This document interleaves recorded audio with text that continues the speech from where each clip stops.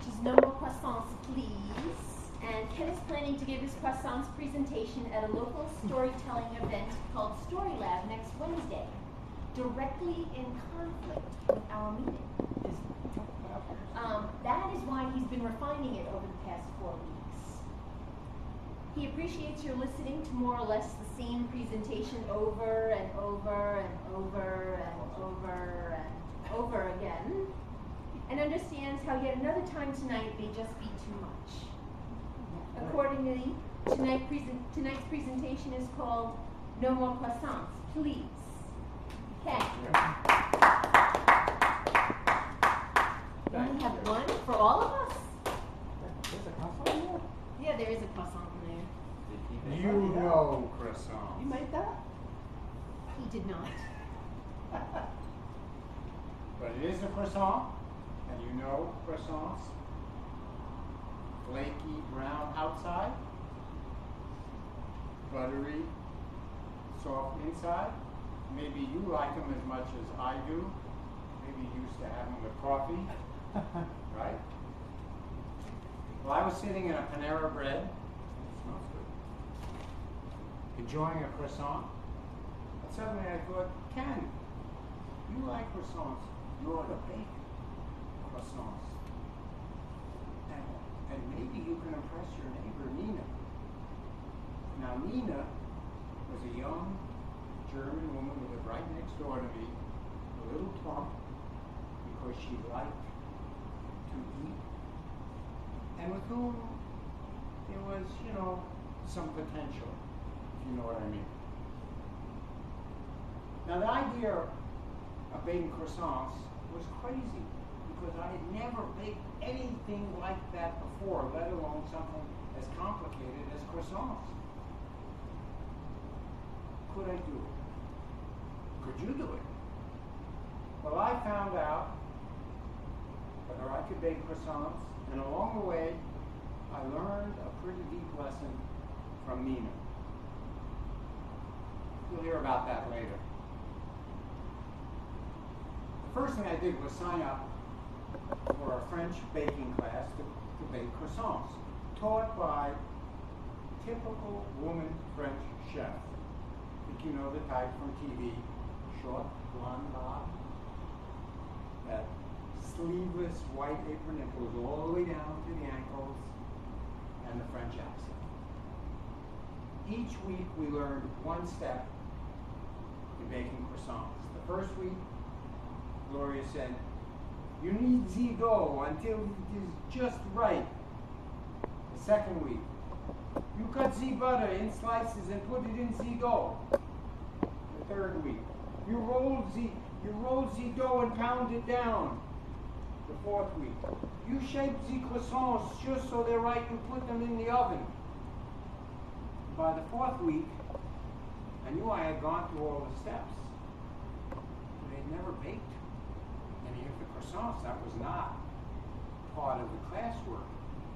Instead, Gloria said, you cook the croissants at home, it takes 8 hours. 8 hours, I thought. What did I get myself into? 8 hours?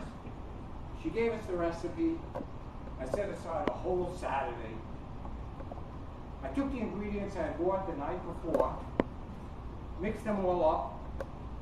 So this gigantic dough ball. What have I made here? I looked at the recipe and found out Gloria had given us the recipe for the whole class.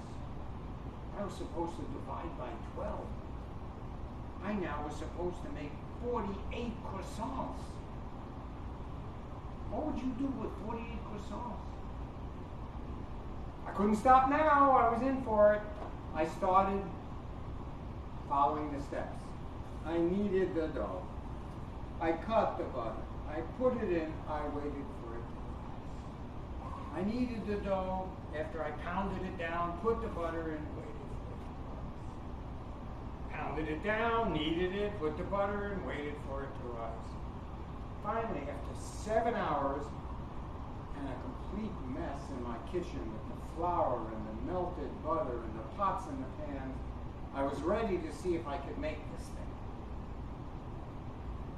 put the croissants in the oven, pan after pan, baking pan after baking pan, and I waited.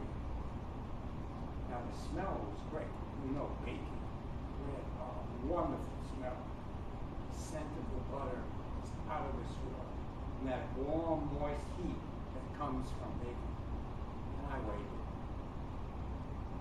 After the hour, I took pan after pan after pan out of the oven, and I had 48 creations. Now I say creations, they were supposed to be croissants. And some were crescent-shaped breads. Others were brown, flaky logs. And lots of others were brown, flaky turds. But in any case, I had made it. I mean, I had cooked 48 edible things. And the smell was wonderful. It was so strong that it was no surprise that my doorbell rang. It was Nina. Ken, what are you cooking? It smells great. I have to have some. Come in, Nina. I have 48 croissants to eat. Nina was not hesitant. She came in. I served her a glass of wine, pushed a croissant to her, took one to myself, and started telling her about the cooking process, about all the flour and the dough and the 48. Gave her another glass of wine, 2 more croissants. I took 2 and told her about the 8 hours it took and the kneading and the pounding. Gave her another glass of wine, 3 more croissants. I ate 3. Told her about the oven and not having enough pans and all that.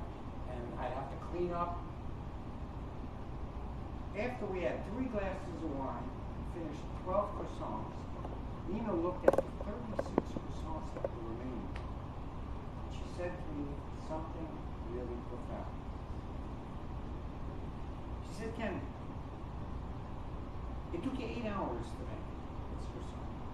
Yeah. You spent a lot of money, right? Yeah, I bought all this ingredients and stuff. And you used every pot and pan in the house, and there's flour and butter everywhere. Well, yeah, it comes with the baking. So Ken, let me tell you something. The next time you want to have a glass of wine and good conversation with me and croissants, go to the Panera Bread and for $2 buy 1 for you and 1 for me and leave, the baking to the bakers. Now you're probably thinking, what's so profound and deep about that? Well, she was telling me something that, in fact, business people know all about. It's called outsourcing. Now, outsourcing. You let other people do it, leave the baking to the bakers. Some of you are surely thinking, I like to cook. I love cooking. I want to do this myself. And I say, yeah. If you want to spend 8 hours on a Saturday baking croissants that you can buy for $2 a piece, go ahead. But if on the other hand, you want to feel smart, you want to have time because you didn't spend 8 hours. You want to save the money that you spent creating a giant dough ball, and you want to enjoy the time with your Nina, then outsource, leave the baking to the bakers.